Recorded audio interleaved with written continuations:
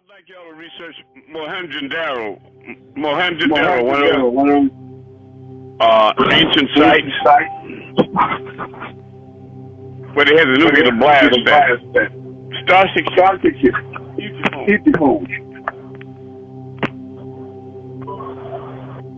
Star 60 phones.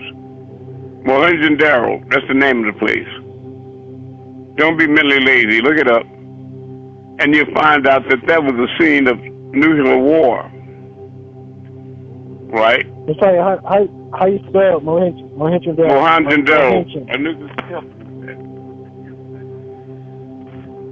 Just do your best, Kim. It'll come up. Just say ancient city. Mohenjo-Daro, and then comma ancient city. You'll find that there are people that are strewn about there, just like they were in Nagasaki and Hiroshima. Skeletons clasping hands, piled up in desperation, like they all died of a sudden, an extreme heat. And they did the research. They discovered in 1999. They did the research on it, and they found out all the sand in the area was returned to glass. It was vitrified by extreme nuclear blast. Now, I told you all that the extraterrestrials are going to have open contact in 2026 to 2027. Open contact and very personal contact with some individuals here, right? But they are the ones that are monitoring all these nuclear sites. That's why they're trying to say they had a disarmament rush in the United States, because the extraterrestrials insisted on it. They will not allow them to do what they did in Japan anymore with those nuclear weapons, to repeat the big mistake that they made before on Earth.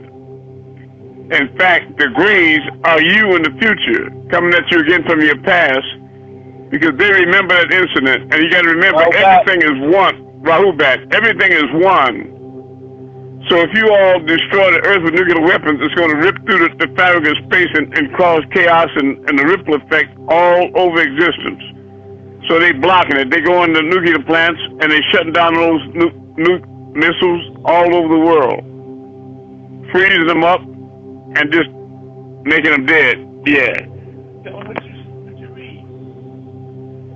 Mohenjo, Mohenjo, and Daro, Daro. Okay, what's the information you got on it, Cheryl? It says it is one of the largest settlements of the ancient Indus Valley civilization and one of the world's earliest major cities. Hang on, I've got to go into a bit more. That's just one of the sites, like Pumapuku. That's evidence of a nuclear blast like Sodom and Gomorrah and all the other overthrown cities. There was war in the heavens. Yeah, I've got it. I pulled it up on Wikipedia. When you after Mohenjo-Daro, put a comment then nuclear blast. Okay. And you get direct information. Right. Okay.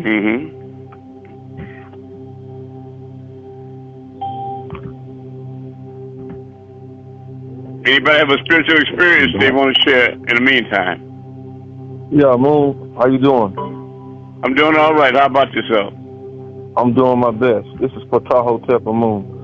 Glad to hear your vibration. Definitely. Thank you. After I gaze at the sun all the time, about 5-10 minutes, then I look. You start seeing green spots in the air and the trees and all over, don't you? Yeah. Okay. Yeah. Now ask me how I know. Because you can see my eyes. We all are one, so you can see what we see. Not only that, it's only one mind. That's what I'm telling y'all now, son. Understand? There's only one mind. That's why the extraterrestrials can't allow these white folks to have these nuclear bombs set off here. Because it'll destroy everything, cause chaos all throughout existence again. That's the reason I'm here now. We coming at you again from your past, Mohenjo-Daro, through your future. we'll be making open contact 2026 to 2027. Of course, Noon and I are making open contact right now. Many of us have never left. But we're here to prevent, and definitely we can't allow these nuclear weapons to go off before we seal the 144,000 in their foreheads, you hear me? Sure. And is the sister here that sent me the picture with that light in the forehead? Sheila Vaughn. Yes, I'm here. All right. He described the picture that you sent me to them. Yes, I sent. It was in my forehead. It's been popping up there for the longest though. That's not the first time that had happened. Right, but I'm glad you photographed that. It was blue in your head, right, in your forehead? Yes, sir, right in the middle of my forehead. I'm the blue-eyed Pharaoh. Well, that's the mark. So stay close. You hear me, Sheila? That's the seal right there in your forehead. You understand? Yes, sir. And as soon as you get your spiritual package, remind me to send you some photographs of me with that. But mine is not just a light. It's also a six-pointed star and crescent. You understand? Like the ring, the seal of ever living creator. I have that in my forehead as well. It's not just the light, but it's also our signet ring. I've seen it. Yeah, all right. Well, then you know that you had an idea that was the seal in your forehead, right? It's breaking up real bad. I said, that made you think that was that seal in your forehead of the 144,000, right?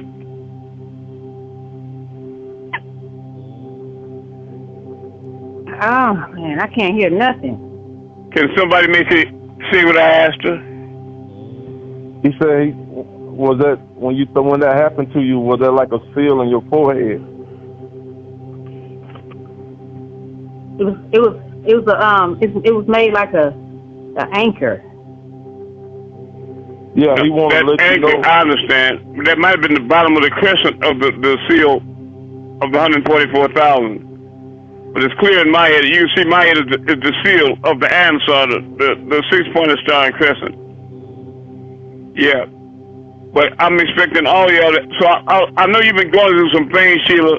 Let me talk to you for a minute. You've been going through some things, and I want you to know it's always darkest just before the dawn. Make sure she heard what I said, son. You heard that, Miss Sheila? Hello? Yeah. Repeat it to her, son. He said you're going through some things. It's always dark before the dawn. So in other words, he's telling you it will get better. Yeah, tell her I said to hold on. She gonna be all right. I can't receive the message. I can't hear nothing. Tell her she's got to persevere. It's gonna be all right. Maybe I should hang up and come back in. I'm sorry. All right. Okay. Cheryl in London now. Could you read more about Mohenjo-Daro? Yeah, there's lots of different things coming up, but it basically says. What we're looking for is evidence of a nuclear blast. Yeah, the nuclear explosion that took place in the city of Mohenjo-Daro 4,000 years ago. Is that correct, what you've read as well? Right. Well, that makes you all know that it was roughly 6,000 years ago, 4,000 years ago, that this war in heaven happened. Right? You've had 3 worlds. This is the 4th world here. You've had 3 worlds here on Earth. Some were destroyed by water. Okay, Sheila, can you hear me now? Yes, I can hear you now. All right, good. I was saying, be careful about the trials and tribulations that you might be facing, because they're only a test. For those of you that endure and persevere to the end, you'll be all right. Do you understand? Understand. Sure. Yeah. You marked to make it, so don't let nobody deceive you, okay, beloved? Yes, sir. Tua. Sure. All right. Yeah, well, that nuclear explosion, Cheryl, that happened thousands of years ago, and when it did, it corrupted the DNA on Earth. So people transformed into different extraterrestrials like grays and these funny-looking creatures that y'all call ETs now. You follow me? Those beings are actually you all, Cheryl, in the future. You follow me? Okay. You hear me? Yeah, I can hear you. They are you all in the future. And we're coming at you again from your past through your future. You hear me? Wow. Cool. And we're coming because of the time that it takes to travel. It's no, everything's in the same place at the same time, vibrating on different frequencies. That's all. What you call in time is an illusion, right? You know that you calibrate time on Earth here by the fact that the planet Earth revolves on its axis and it revolves around the sun, right? So that you have 12 hours facing the sun for daylight and 12 hours facing away for shadow hour, what you call night. Is that right? True. Cool. And it and it circumambulates the sun in a 365-year orbit. So that's how you calibrate your year, right? Yeah. Cool. So all your time is calibrated on the fact that the Earth is revolving around the sun, right? In a circle and spinning on its axis. So that if you put a DVD in your DVD player and watch it on TV, and you get halfway through the movie, and then somebody come in, they start asking you what the movie was about, you might rewind the movie for them, right? You could do, yeah. Ooh. Son, you hear me? Yeah. All right. So that would be going back into the past, right? When you look at time. Yes. Right. And so if you fast forward it, you could go all the way to the future, right, on the DVD, or the end of the movie.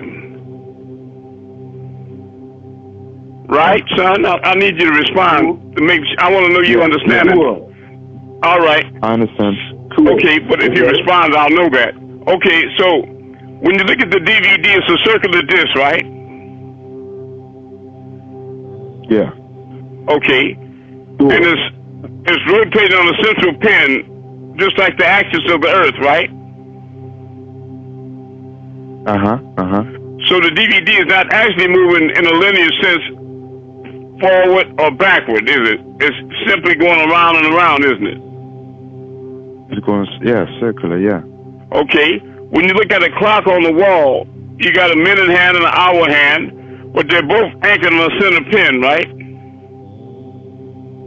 Yeah. So is time actually moving forward, or is it just going around and around in a circle? It's going around. So you see, when you say time, you follow what I'm saying? That's part of the illusion. Everything's happening in the same place at the same time, vibrating on different frequencies. So what I'm saying is that the past, present, and future are all going on simultaneously in the same time, in the same place, right? Okay, but then how? Go ahead. How can't we, like, how are we experiencing only one time, if you get what I'm saying? How? I don't understand the question. Like something that, for example, something that happened before. Right, in the past. In the past, yeah, in the past. Right. How can't I go back to the same thing if everything is happening at the same time? All right. Your spirit is not deceived because it's not part of the physical plane. Your spirit is an expanded consciousness, so it doesn't have it's not regulated by time or space, right? So if you go in your mind and think and imagine what you had for breakfast a week ago, can you do it? Can you remember your best friend on the playground in elementary school? Yeah. All right. So now, you can do that today. Well, you were in elementary school many years ago, right? Yeah. So in reality, you can remember all those years ago right now, just like it happens, like it's right now, right? Yeah, that's true. Yeah, and you've had dreams because your spirit's not even regulated by the future either. Because you've had dreams where you saw something happening, like a car accident or star 60 phone. You saw something happening, an event take place that you hadn't experienced yet, but then you were on the earth plane walking with a friend, and what you dreamed happened in front of you, and you told the friend you was walking with, "Hey man, I saw this in my dream 2 weeks ago." Remember that? Yeah. Yeah. Right. My question is how do you see the future 2 weeks before it happened, and you never experienced it in the physical, if time is real? How did you see 2 weeks ago in the future right now, if time was real? Yeah. Yeah. Okay. Yeah. It's not just memory, is it? Because what you saw happened 2 weeks after you saw it in the spirit. So it couldn't have been memory, right? No. Right. Is that making it better for you? Or you can turn the question in any way you want until I'll make it perfectly clear for you. It makes sense. I get it. Okay, I love you. I love you too. It's the body that's like the physical, right? That's the illusion, right? That's the illusion. Yeah. That adds to the confusion. All physical reality is a projection. It's an agreement that we all have that the moon is out there, the sun, the stars, etc. Right? But you got to understand about time and place and distance, etc. When you say something there's distance, it's not here, it's over there, right? Yeah. But if you take the T off there, what does it spell? Distance. Take the T off the word there. What does it spell? Oh, here. What about where? Take the W off. What does that spell? Here. And if you die, you go to the where after? Hereafter. Everything is here. There is no time. Today is Thursday, right? Yeah. And tomorrow will be Friday, won't it? When you wake up tomorrow morning, will you call it tomorrow, or will you call it today again? You call it today. Right. Tomorrow never comes. It's always today, every time you wake up. Yeah. Yeah. Right? It's all here and now. Yeah?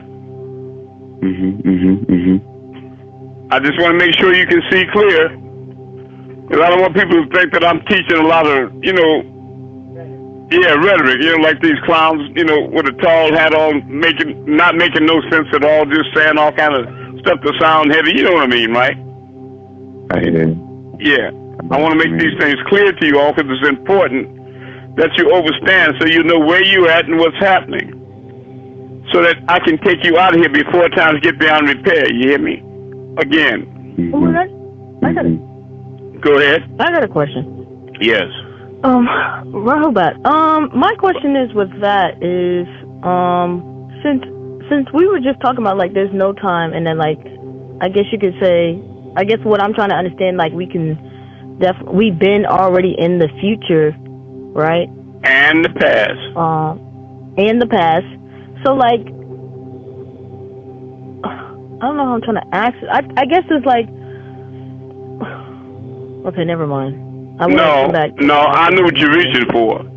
You want to understand how can you be in the past and the future at the same time? No, it was more about the future, like how, like why in the present, like we're in the present right now, and then like it's like you already know like what the future is gonna happen since it's like I already. But you only know in the spirit, Amun. not your physical brain.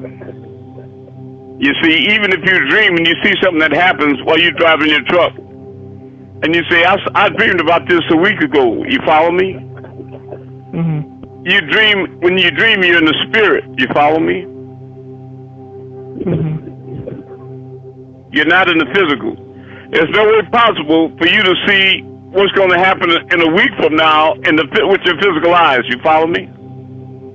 Okay, so the physical body is restricted to the whatever room, or if you're in the cab of a truck, your physical body is restricted to the walls, floors, and ceilings. You understand? You can't see. You can't see past the wall. Your whole reality is inside of whatever you're encapsulated in. So then you're trapped inside of the mud of your flesh. You understand? Yeah. So my spirit, right? So once I get out of my physical body, I'm in just basically. That's right. Spirit, then you're right? God again. You're free. And then so it's like, so with that, like even in the spirit, like, are you still experiencing the present, or are you like? You're experiencing. You experience the past, present, and future simultaneously. You can see the future or the past or the present. But in the physical body, I caution you all not to concentrate on the past or the future. You know, some people spend their life worrying about what happened, you know, when Janice left him. You know, he's crying in his bed, and it's been 10 years. Or she worried about when her and Willie separated, you know what I mean? And her friends get tired. They like her, but they get tired every time she drink a little beer. She go back to crying about Willie 10 years. People get tired of that. You know, or people that's stuck on the future. Oh, when I get my degree, I'm going to do this and that and the other. When I get this one, I'm going to do this and that and the other. Then I'm going to really start living. And if, you know what I'm saying? If you focus on the future or the past, you rob yourself of the gift of a true present. And look, see a little box with a ribbon on it. If you focus too much on the past or the future, you rob yourself of the gift of a true present. You hear me? The only time is now. Tua. You hear me, Amun? Tua. Right. And not only that, you don't have any power in the past or the future. Only now, because now is the only reality. Can anybody in here pick their right hand up right now? You can, can't you? But who in here can pick their right hand up yesterday, right now?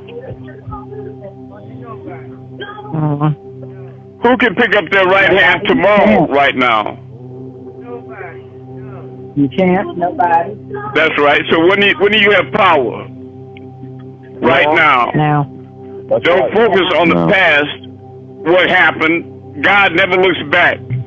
Focus on the now. You have to make yourself present. That's how you dock with now. That's how you emerge from this physical trap from hell. I was taking y'all back to Mohenjo-Daro so you can see physical evidence of when this war in heaven took place and you got cast down here on earth, right? And a lot of people in their mind, they have this mythological state set up in their mind where heaven was someplace different from where they are right now. It was way out in the cosmos, somewhere up in the clouds, or another place, right? Let me ask you, don't you think that Mars is in the heavens and the stars are in the heavens, the heavenly skies? Yes. Is that a fact? Yeah. All right. If Mars is in heaven, then where's Earth?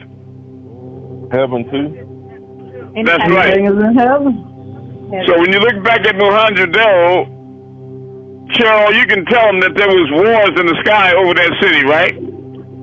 Yeah. And they had bomber weapons and all that, nuclear weapons. So the war in heaven happened right here on Earth, not somewhere else. And the people that got all that overdoses of radiation, their DNA got corrupted right here on Earth. But the blast made them go into another dimension. The reason I say that is because you are immortal beings. Are you following me? You're created in the image and likeness of God. You don't have a beginning or an end, right? Right. Yes. So you've always, you'll always be here, right? Right. But you've had some tragic incidents in the past, tragic events like Noah's flood and the nuclear holocaust. You've been through some things that destroyed the world and destroyed you and your physical existence then. So when you destroyed your physical existence and you went into the spiritual realm, you understand? Into another dimension. Because you are not just a physical being here, you're also, if I ask you right now, where you sit right now, are you physical or spiritual? What would you say? Both. That's right. Both. You're both. So the time exists only in the physical illusion, right? True. That's right. Yeah. But in the spirit, it's all still now. Amun, I got another question. I'll do my best. Can you talk about you always talk about manifestation, but could you talk about that again, like so I can have a better understanding necessarily? Okay, and I know you just that's said a broad question. What do you want to know in particular about manifestation? I guess you can say like if I know I have manifest something before, like there's like this college I wanted to go to, and I literally was like I'm going to this college, but like Sister, I'm not gonna lie to you. You like, manifested the whole physical creation. You manifested the sun, moon, and stars, and the planet Earth in your physical body in the truck that you drive. I did. That's right. Yes, you did. I feel like I just forgot just a second. That's why they call you an inosight or forgetful being, because you simply forgot. Because the Anunnaki came in and they did surgery on you and removed your barytheric gland. Because they wanted you to be Lulu Amilu, primitive worker, a slave to dig for the gold, and not to be so intelligent or wise as to start asking questions. Oh, I think I know how to reword this question. Okay, so should whatchamacallit, when you kind of want something, should it be like you just allow it to happen, or should you like just keep on trying to like manifest it like to happen? Well, let me say this. As far as the whole creation, the reason it exists, and they got synchronicity, that we all can see the moon and the sun and the stars, is because we have our oversoul has an agreement, a united agreement on that. But in your personal reality, you have to remember that when you want something, you have to imagine, you have to use your mind. Imagination is what connects you to the Creator. The Creator is your own higher self, right? Mm-hmm. Okay. But what happens with people, why they don't manifest what they want most of the time, is because they're not vivid. Cherubims are very vague, and seraphim are very vivid. You hear me? That's one of the reasons the cherubims are blocked out of paradise, because they're so vague. If you ask a cherubim about a clock on the wall, he'll say, "What's a red clock on the wall?" You understand? Ask a seraphim, they'll say, "What's a red clock with enamel globe? It's got Roman numerals on it. It's got electric cord. And they can also run by battery." They go, you understand what I'm saying? Yeah. So they basically describe. I know exactly they go into a lot of detail. So the thing is, you can't will anything into existence unless you can see it in vivid detail. And then there's another hindrance that's even greater than that. And because people always imagine the car they want or the house they want in 2D. You know, like they see a picture of a car they want in a book, or the man or woman they want in a book, or a picture, you understand? Mm-hmm. Or on TV. You see something on TV, it's only 2D, right? Uh-huh. It's got height and width. It's just like a motion picture. It's all it is, a picture. It's a two-dimensional picture that's moving. And that's why they call it a motion picture, because it's energy in motion. Right? But you have to learn as a deity, and I'm going to give you the key right now. The arc to this is that you have to imagine things in 3 dimensions. You understand that? While you're on Earth. In other words, when you see that car that you want, you have to learn how to, when you close your eyes, walk up to the car, feel the metal, and then open the door and get inside, Amun. And then turn on the radio, smell the Corinthian leather, drive the car down the street, watch the telephone poles pass by, wave at the people while you're playing music, and come back and park it and get out again, okay? You hear me? You have to interact with it in 3D, because a 3-dimensional reality cannot reproduce a 2-dimensional image. You understand me? Except in the picture. All you're going to do is keep on seeing more and more pictures of the thing you want. You understand? I feel like I do that. Like I'm very my mom. I know it. Imaginative. Right, I know. So that's how you get into the things that kind of. Amun. That's how you get doing the things that you're doing now, because a lot of people have forgotten what you still remember a little bit. Yeah, I think it's also like how I think about it is like when I used to think about it, it'd be like I wanted it now, but I would get it like I guess you could say like in the future. But if you believe that you've been programmed, you see, we've been programmed that you have to work hard to get what you want, and it takes time. You have to have patience, and this is a lie. Let me tell you about rich people. I don't want to disappoint anybody, but very rich people, they don't work hard. True. They think hard and they imagine. They're cerebral. They're mental people. True. People that never get rich are always the ones that work hard. True.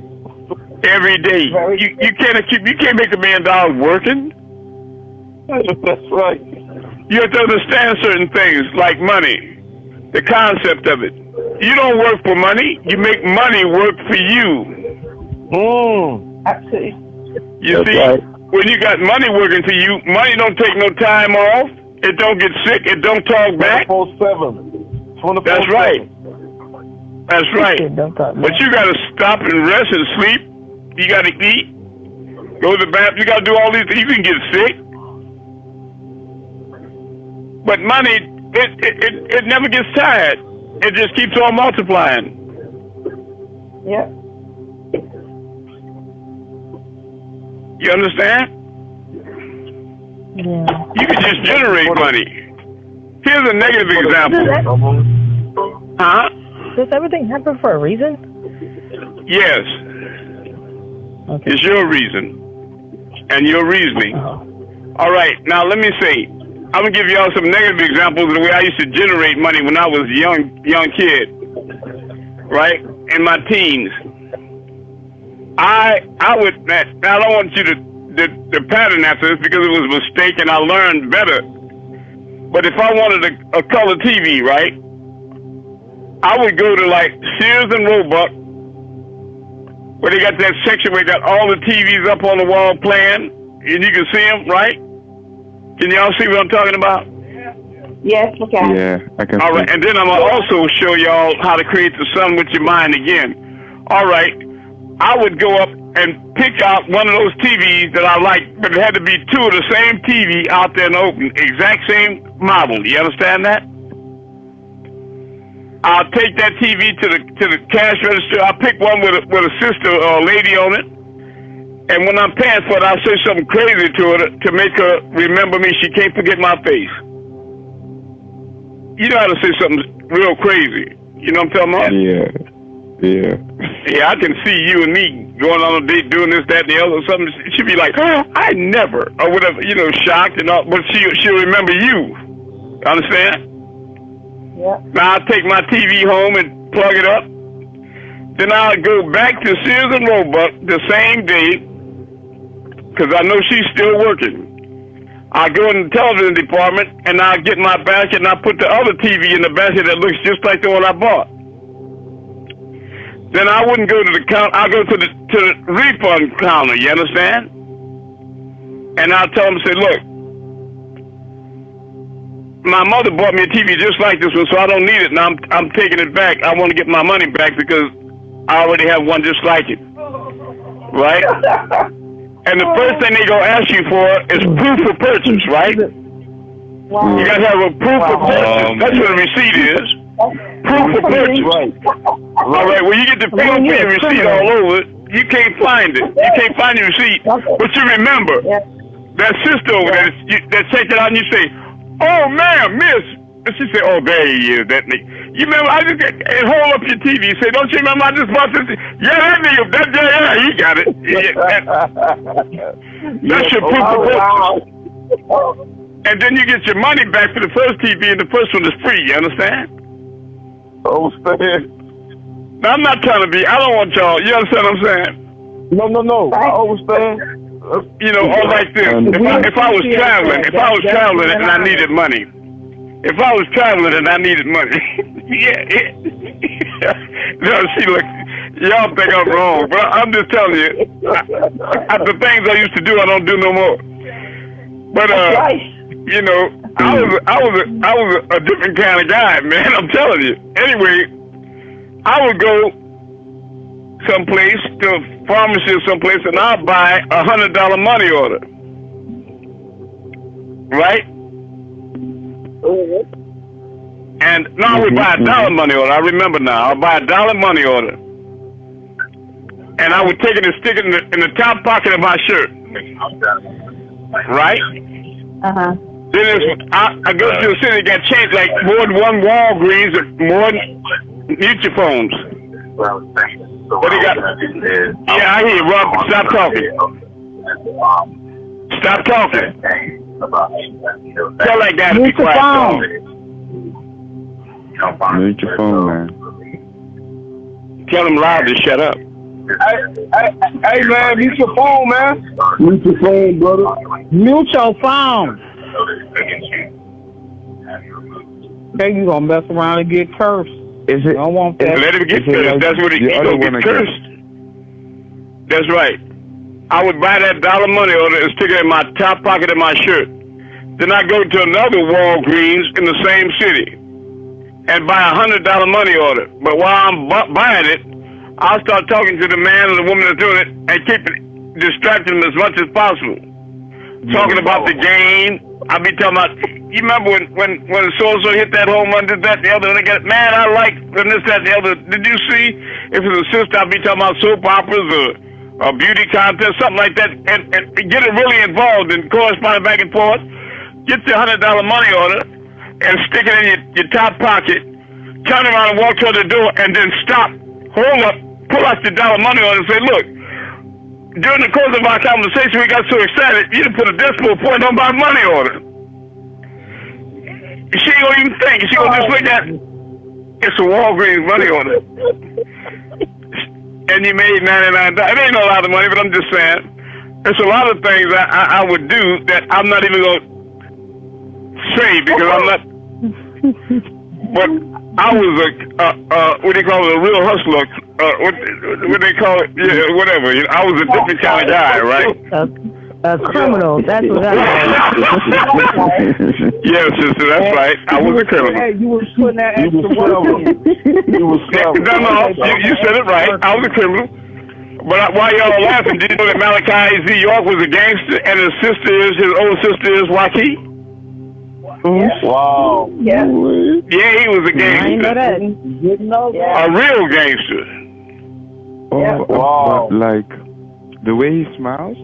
Yes, he's a gangster, and he always said that the greatest leaders of imams was going to come out of the ghettos, you know, the pimps and the food sharks and hustlers, because they wasn't made, they was born leaders. I'm a born leader. True that. I wasn't made. You can't make yourself into no leader. If it's in your nature, you've been a leader. You're a born leader. And people can see it when you was little bitty children playing in diapers. You was a leader. You was the leader. Always the leader. Yep. Yep. Right. That's right. Leaders are created, not made. It's a natural thing. But like I said, I wanted to show you, yes, too.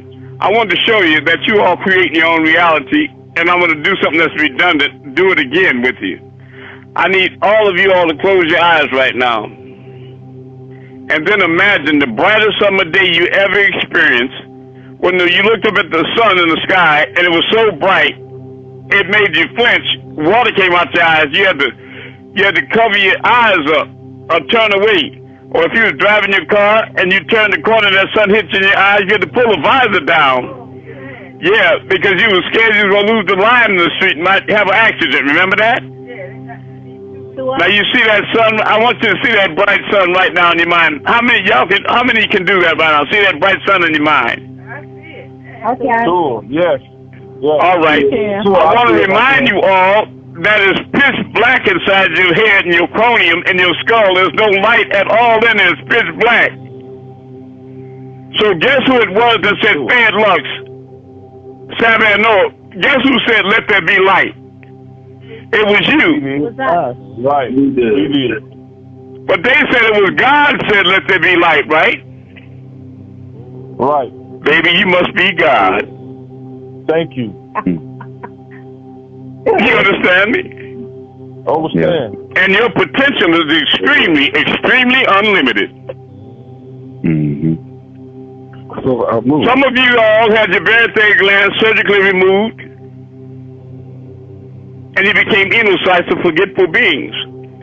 Some of you, they removed it, and some they didn't remove it, like in Australia with the Aborigines. And some of you just have the stem of the barytheric gland still left, and you get impressions a lot. Right? You get a what? Random impressions, access to intuition, clairvoyance, psychometry, and, intuition. Yes. Yeah. Your four higher senses. Yes. You understand? Yeah. You're intuitive, you know what I mean? Because you just have the barytheric gland stem still there, and some of you just have the impression where it used to be, and you still get impressions. Right. But the Aborigines in Australia have the whole barytheric gland still intact in the hippocampus area of the brain. But what we're doing with 144,000 is we're reinserting the barytheric gland in the lower submental under your chin, about the size of a walnut.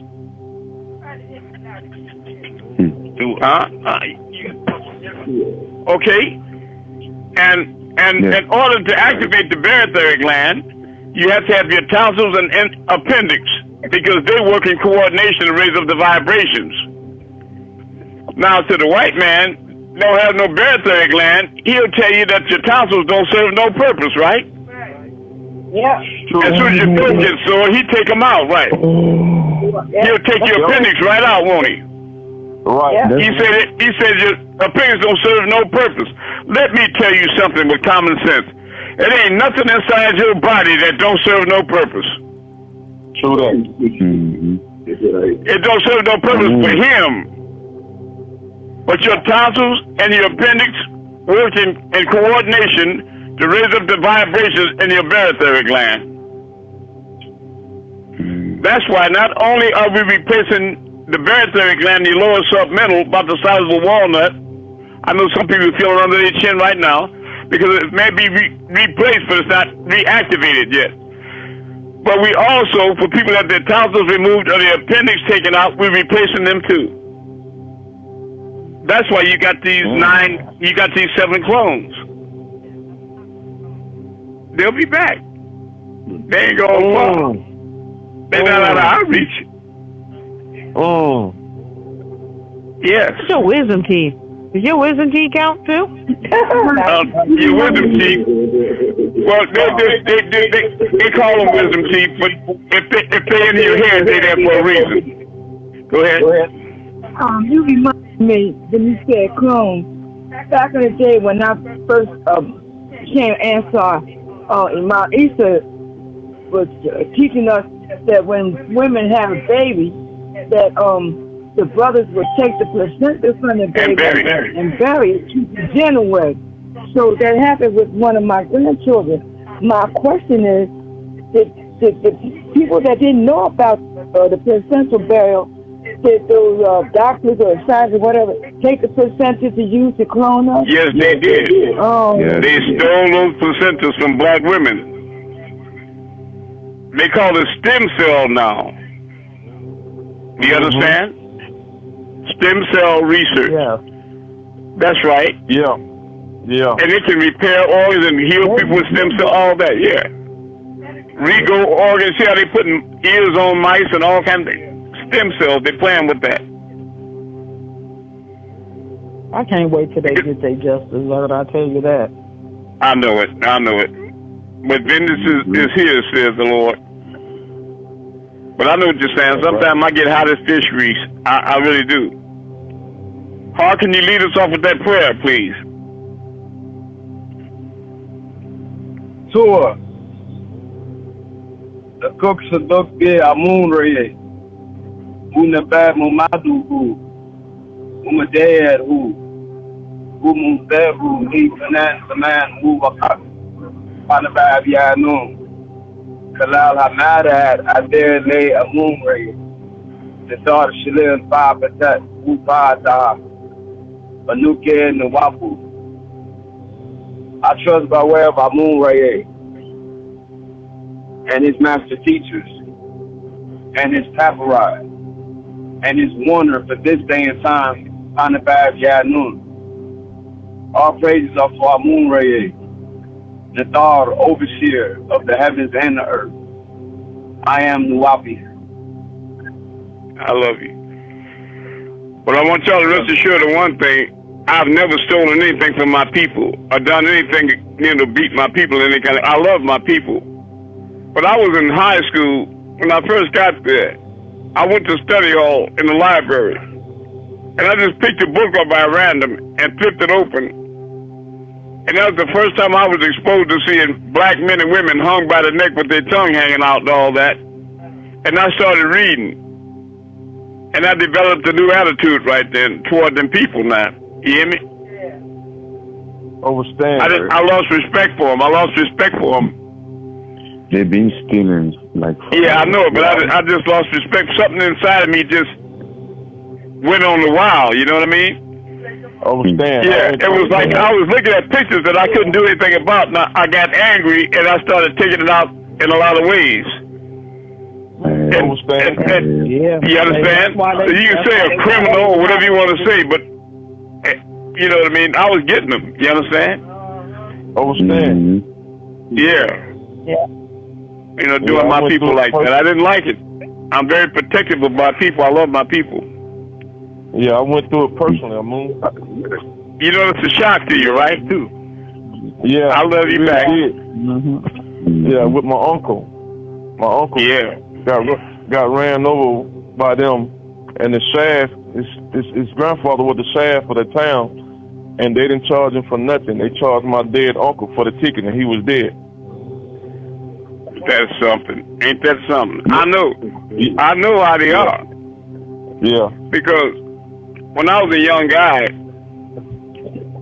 I you know how a lot of bad things happen to good people. I had gotten into a little trouble here and there, and so my mother and them got together, and they sent me to my aunt in Mississippi, you know, in the summertime, when school was out, to get me away from that crowd. And when I got down there, I was bored, and I was asking them, what can you do in the summertime? And they all took me down to the levee. I didn't know what a levee was. Starship phones. And I went down to the levee, and the Mississippi River was on the side of it. And so we started swimming. We could swim. Everybody take off their clothes and jump in the water and swim, you know. And then one day, I went down there to swim by myself, and I saw a lot of white boys down there. And the brothers came up to me and said, "Oh, Larry, oh no, we don't go. We go in on certain days, but the white people go in and say that's Leon Larry and his bunch. Leon Larry his father was the high sheriff, right?" And I said, "I don't see what difference that makes. It's a big river, you know what I'm saying?" So I was the leader, right? So I said, "Come on, we going." So we all jumped in the water, started swimming. We got along fine for about a week. The blacks and the whites. But one day a fight broke out between a brother and a white boy.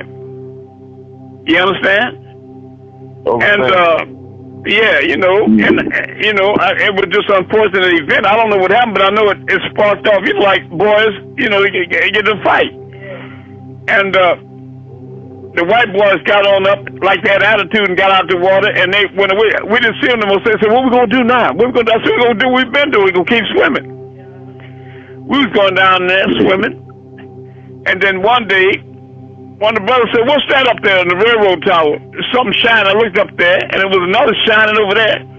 And they said, "Oh, Lord, that's Leon Larry. He got a Savage Coat 45 automatic. He done stole that Winchester from his daddy again, and he passed guns out among the white boys." And I had them brothers out there getting big sticks, sounding them on trees. You know, worrying about if it's going to be a big fight with the black and white. Now I had them getting rocks, seeing who could throw rocks, and when they throw rocks real good and hit what they want, I say, "You doing good, boy. You good for two of them." The guy with a big, heavy stick hit that stick and it went back. I said, "Brother, you good for about three of them right there. You good." And I went down there with some brass knuckles. And I boxed a little bit, so I was trimming trees up, and they were saying, "Oh, Larry, boy, you got it." And so we in the water swimming, had all our weapons or whatever you want to call it out on the levee. And they come out there with all them guns.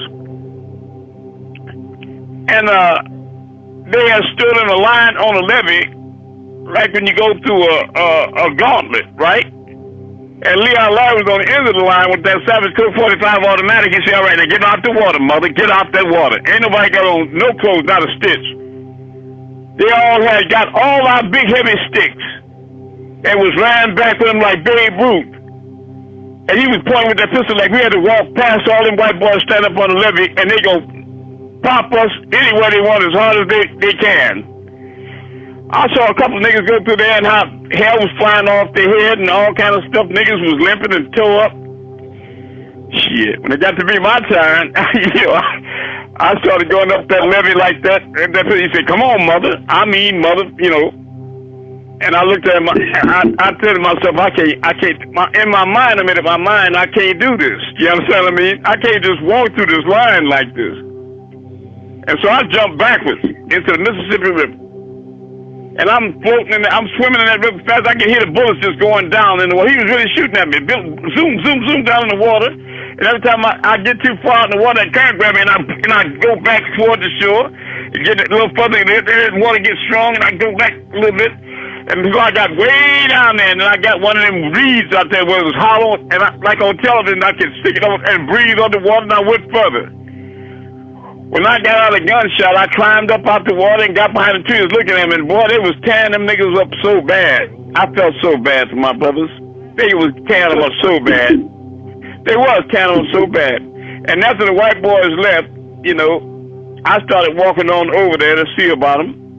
And when I got close to them, I just kind of collapsed, like, and I was dragging myself, and they said, "Larry, what happened to you?" I said, "Oh, Leon Larry, he tried to kill me, you know, and he did me like this, you know, like this." And I went and I got some Sloan slab and all that from my auntie and stuff, putting it on the head, trying to stick the hair back on and all that. But I'm telling you, I know what you're saying about them sheriffs, right?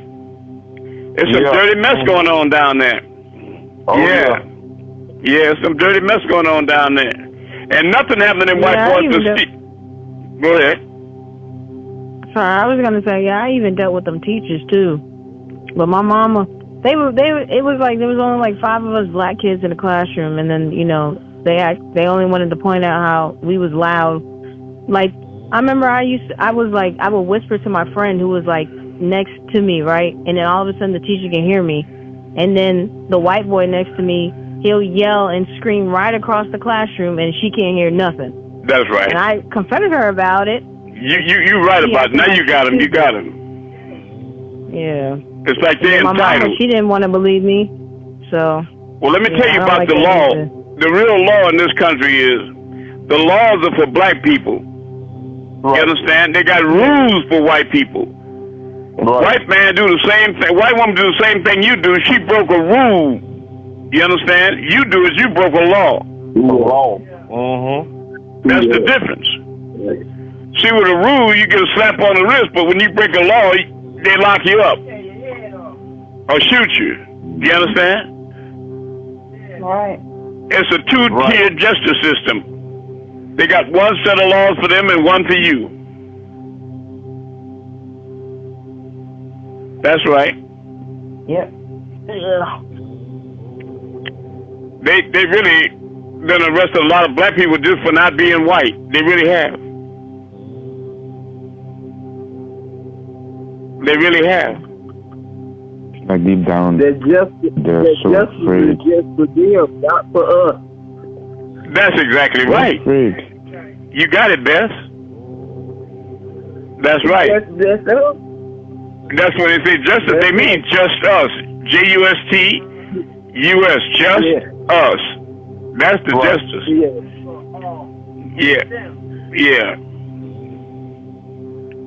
Yeah. But that's why we back. You understand? Because we heard your cries. Your cries reached all the way back up to the heavens. You understand? And we heard y'all way on the bureau, way back on this wicked, because everything is one. You see, I'm a different kind of being, so is Malachi. So I'm one with all. Just like I can move stars to people in Africa while I'm in Georgia in a dark room with my eyes closed. Or I can move the whole creation. I can connect with the whole creation. I'm a different being, I'm telling you. And I can feel the pain of my people. You know, like that Indian on the commercial with the big teardrop when you see all that trash and stuff, you know what I mean? Yes. I can feel that. And I got relatives that are pure. I'm connected to real Indians. Real Indians. And anybody been around me know they can see the Indian in me. My daddy was a straight out Indian. Like the Buffalo Nickel, he was just an Indian. That's why Malachi made me the ambassador to the Empress of the Washita, Verdiachi. Well, especially your hair, how your hair is, Messiah. Yep. Long and wavy. Yep, that's right. And my skin is like that, reddish. Yeah, right.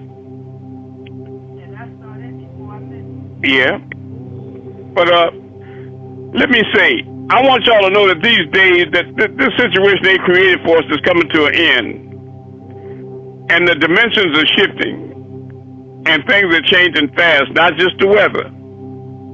That's why I wanted to get the sister Keep Our Moon. If you could just give us some, let me tell y'all something about the Mandela effect, the ones that are new here and don't know. Nelson Mandela was a powerful attorney in South Africa. And he fought for black rights, human rights, in Soweto and all over South, in the ghetto and all over South Africa. And the white men, just like Malcolm X and Martin Luther King or any prophet that ever came to the earth,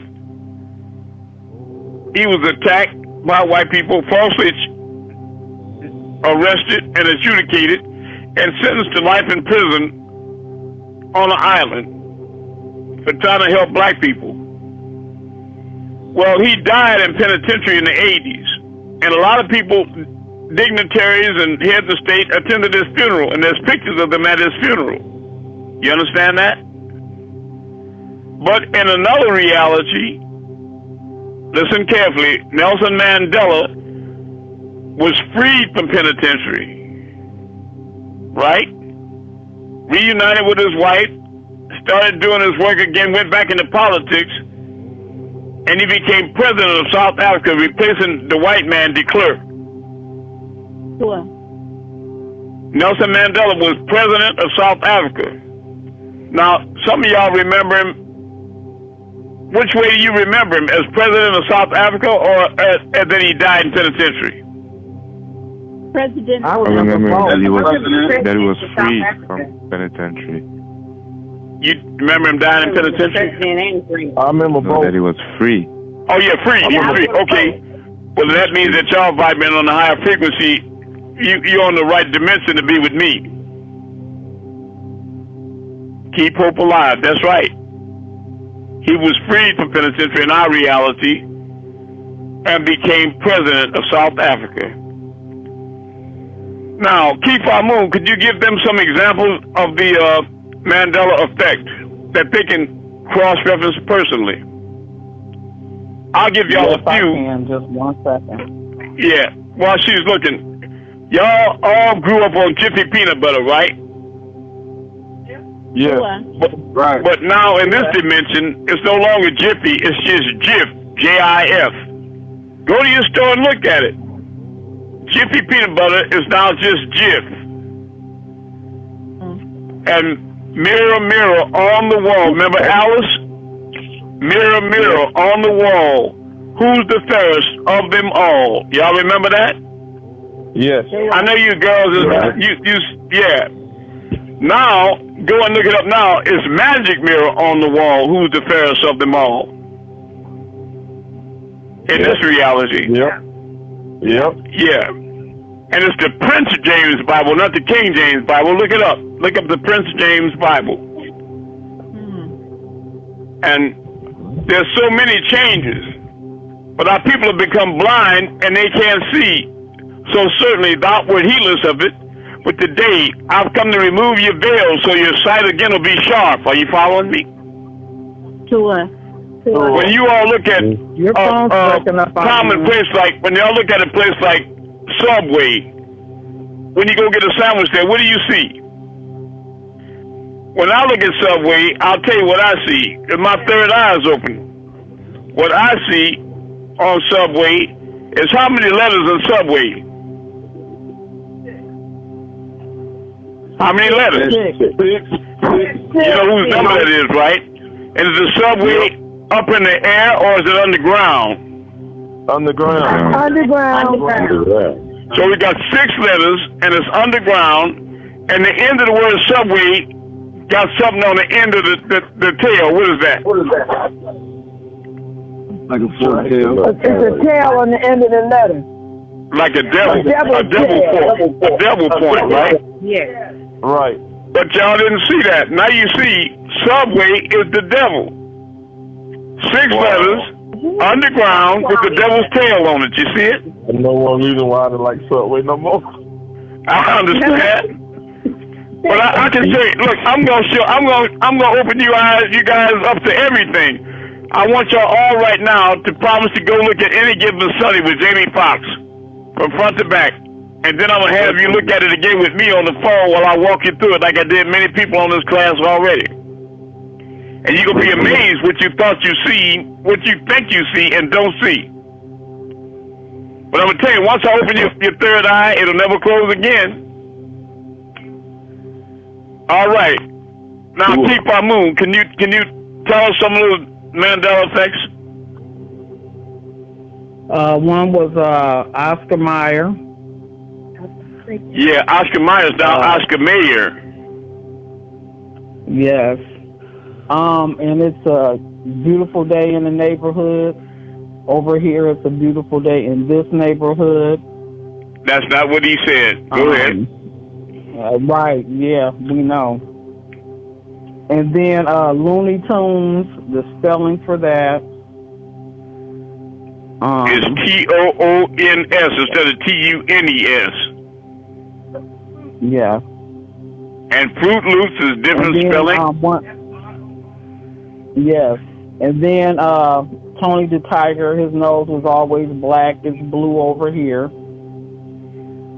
And that guy on Monopoly with the tall hat on, he used to have a monocle on Monopoly. Yeah. Remember that guy on Boardwalk? Right. But he don't have no monocle no more, no eyeglass. And that monkey always looked at Curious George. He had a tail because he'd be hanging from wires and trees. But Curious George don't have no tail no more in this reality. Nope. Look it up. And Fruit of the Loom. Fruit of the Loom used to have a. It don't have no cornucopia behind it no more. Here. It's just fruit on the underwear, but it ain't no cornucopia. Remember that little basket Fruit of the Loom used to have the fruit in? That's cornucopia. It's not on there no more.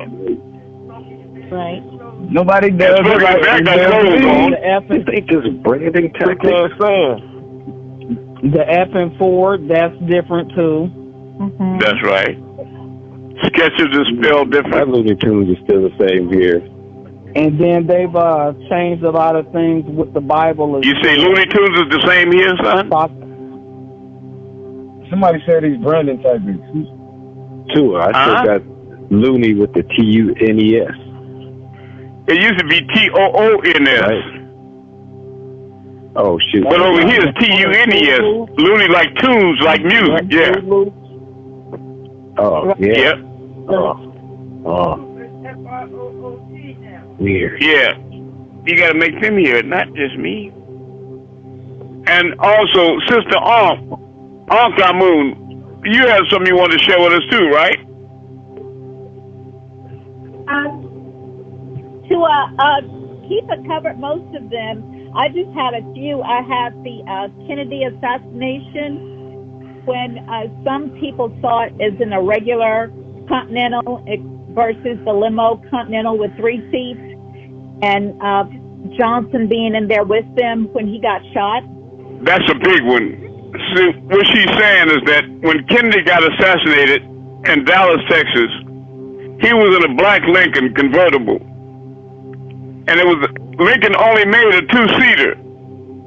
You understand? A front and back seat. Wow. But now if you go to the museum and look at the car he got assassinated in, it's 3 seats in it. Because you had the driver, and you had the governor of a well-known state, and 2 bodyguards in there too, on the other 2 seats. And Miss Kennedy and Mr. Kennedy on the back seat.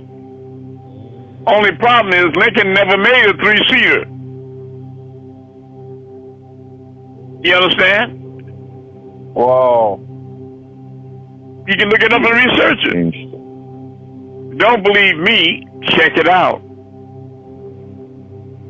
If you don't think you're in a different reality, see what's happening is, as y'all walk with me, you're slowly transforming into a new heaven and a new earth. You follow me? For the former things, like Jiffy, have passed away. That's why the food tastes good. Hold on, the food tastes like paper, right? Right. And also the Volvo car, that emblem has changed. And there was the Pikachu from the yellow tail to black tail. That's right. And then Mickey Mouse with suspenders. And a big one for me was Sinbad in Shazam. And he said he never made that movie at all. He was in that movie. No, I saw he said he wasn't. He said he never made it. Oh, right? That's right. No. When he didn't make it over in this reality, he made it in the old world. Exactly.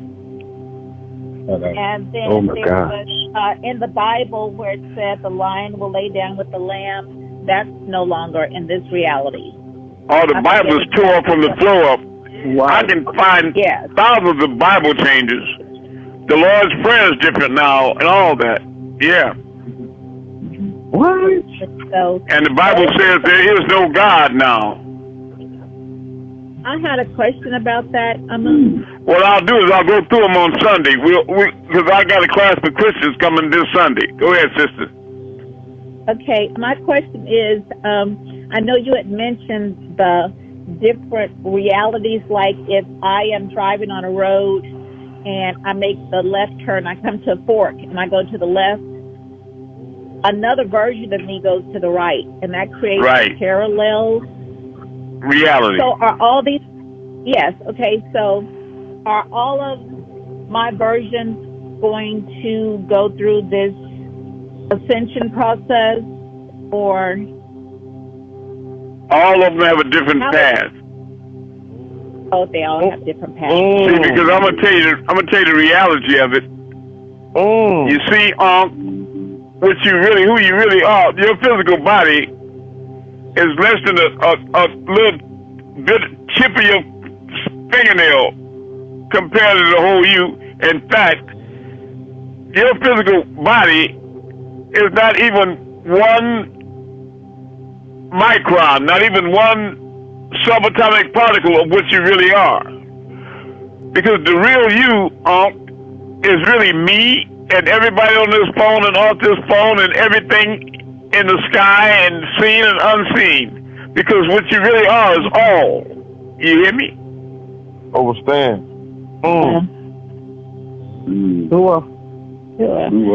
I am the all is in me. That's right. And all is in me. They have a lot of I guess, television shows like the one with Loki, where he keeps going through different aspects of himself, going out to parallel universes, and it shows how it branches out. And I think in Dark Matter, on one of the classes you talk about superposition, he has all of these possibilities, and he's trying to find That's possibility. And yeah, I was like, oh my goodness. But you know what they do to people, like the movie Lucy. Everybody knows that Lucy is a black woman they dug up in Nigeria and Africa that's, thousands of years old. And the oldest black man is Artie, right? But now when you go to the motion picture to see Lucy, she's a white woman. Yes. See, the white man want to be everything. He want to be all. He want to be you.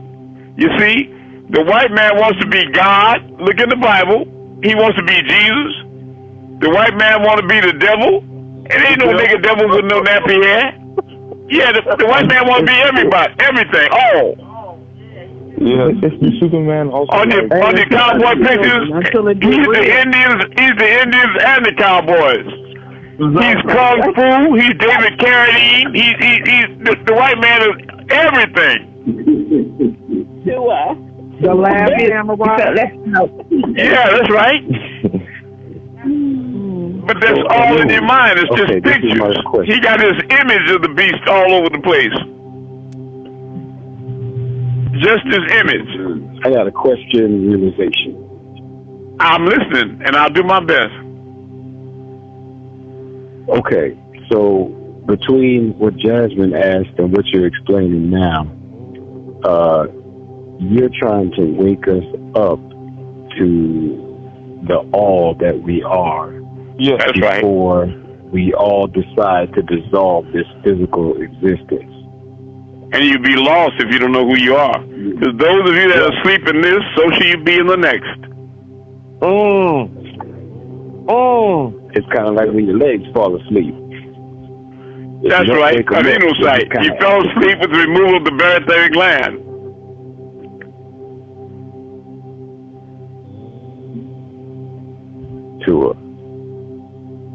Gotcha. And that's why there's no time and no time at the same time.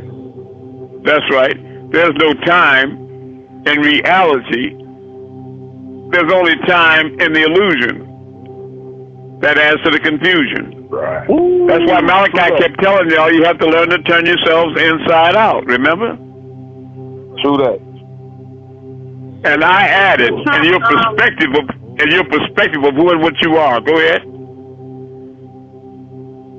Would Trump pardon Malachi like he did Larry Hoover? See, did who follow Malachi like he did Larry Hoover? You talking about the Chicago gang leader? What about Larry Hoover? Yes. You know he was illiterate. He couldn't even read. He was just a born leader, right? Go ahead. Yes, but I seen where Trump had pardoned him from jail, and I was wondering if he's going to do the same for Malachi York. No, he'll never do the same for Malachi. No, Malachi told the whole world over and over again, all over the internet, the only one who's going to free me is Ahmed, talking about me. I'll be the one to free him. Okay. I want to repeat to y'all so you can remember who told you. There's going to be open contact with extraterrestrials from 2026 to 2027. Remember what I told you. Understand. Because when it starts happening, everybody gonna see it, right? True. Right. But that prophecy came from Amun-Rayay. Cool. You heard it from me. You've heard a lot of things from me that you never heard before. You're waking up. True. I am Aboomer, the Great Awakener. Let me add something to you all right now. Your oversoul, your higher mind, right? The way it communicates with you is through energy. When you're doing something and you get really excited about it or passionate about it, that's your oversoul communicating to you that you're doing the right thing and you're in the right direction, okay? Thank you. See how y'all passionate about coming to class all the time and you don't miss? And you're supporting the class, and you're putting out the post all over the world to wake up to 144,000? You're starting to gain your lights in your forehead, your seals and symbols, and you're starting to perform miracles. You get excited about those things. That's your oversoul communicating to you, your higher mind telling you you're on the right track. And I haven't missed one either. Yes. I noticed that lately I have been hearing those frequencies more and more and more, like several times a day, sometimes on a regular basis.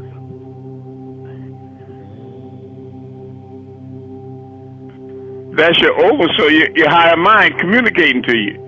You see, when you hear those high-pitched frequencies, what that is that's your celestial ancestors, what you call extraterrestrials. They're over you in a craft, right? And they're scanning you all through your body, like in your brain. They scan to see if there's any leaky vessels or anything. And they take lasers and they repair them because they want to make sure, just like me, that you all make it, that your body survives until your spirit can cross over the gap. You understand? Sure. Some of y'all gonna start hearing me knock at your door at night, in your bedroom door, in your sleep, and you're gonna be confused. I heard that before. That's me. Yeah. Well, Cheryl, I came to you. You just don't remember. I came to you. I visited you in London. I went straight down the vortex and visited you straight out. Yeah, just don't remember. Oh, yeah. Well, I just came. You on my mind. Because I love y'all. I know who you are. Even if you don't know who you are yet, you might think you're something else. They program you to believe you are. But, you know, you what it is, you done got beside yourself and you out of your mind. You're in his mind. But you're waking up. Mind to mind, the jewel of your soul. That's right. Mind your mind for the jewels of your soul. Because when all y'all was little bitty boys and girls, and you know, old folks used to ask you, what you want to be when you grow up, little girl? I want to be a beautician. I want to be this. Little boy, I want to be a fireman. I want to be... You were scared to tell the truth. Because you didn't want to let it backhanded. Because when they ask you what you want to be, little boy, little girl, you want to say, I want to be God. Well, guess what? Guess what? We are. When you climb up on your own intellect and take the mask off the face of God, it is you. That's what you call the great new wonderful. Ain't that lovely? I got a question. I'll do my best. Beautiful.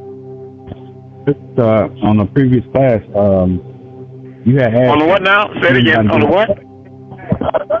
On the previous class, you asked if anybody can get a hold of the DMT. I was wondering if anybody got a hold of the DMT because you said you was going to do I want the with DMT. It, you know? I need the DMT.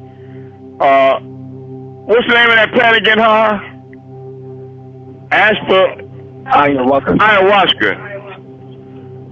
Yeah. I want the ayahuasca or the DMT. It's Yeah, I'm working on that. They're working on it too. Well, you know I'm gonna bless you with a big old giant blessing. That's what I was looking for. A blessing bigger than the sky. Right. Okay. Right. Khufu, are you here tonight? Sure. I'm here. Okay. Yeah. When you come to me, say it again. Go ahead. Finish. I just want that ayahuasca or that DMT, and I'm going to do some wonderful things for y'all. Believe me when I tell you. Like how I said, Amun can be trusted and is real. I know it. You all are the golden children, and you creating all this DMT inside. But I want to put more in you because I'm trying to rush it up. Cause look here, y'all got to pay attention to what they doing. Now they got Trump out there as a figurehead, but remember on this when we had the disagreeable being Tarnush went off to the planet Pluto and dug up an ore called plutonium, made a bomb and set it off in the atmosphere risk and opened it up so the the three suns could ultraviolet rays could penetrate to the surface and make it impossible to live there except underground, and most of us migrated to other star systems. And then they went out and searched for gold to create a dome, a gold dome over that hole in the ozone layer to make the sun, the ultraviolet rays reflect back out in space to cool off the surface so we could go back home. Everybody remember that? Well, y'all look up right now, Donald Trump's golden dome. Yeah. Look and see what they trying to make a golden dome right now for trillions of dollars. Yeah, I seen that. Yeah, trying to make a dome. A gold dome, as it was in the beginning, so should it be in the end. And they try to make y'all feel like black people the minority on earth, right?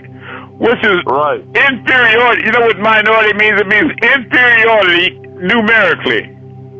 Because they say at the same time that the majority rules. You understand? So when they teach you the majority rules and that you're the minority, then that automatically means you accept him as your ruler. But I want y'all to do a quick computer search right now. Google how many white people on Earth. How many white people on the planet? It's going to say 760 million. 760 million white people in the world. And then Google how many black people in the world. And it's going to be 7 trillion 800-something million. It's going to be almost 8 trillion black people. And they're not telling you the real numbers. In other words, y'all outnumber them 1,000 to 1. Yep. But it's the same mentality as 3 white people on a plantation running 900 niggas. You understand? It's psychology. They taught you that the majority rule, and then they put it in your mind that you are a minority, which is inferiority numerically.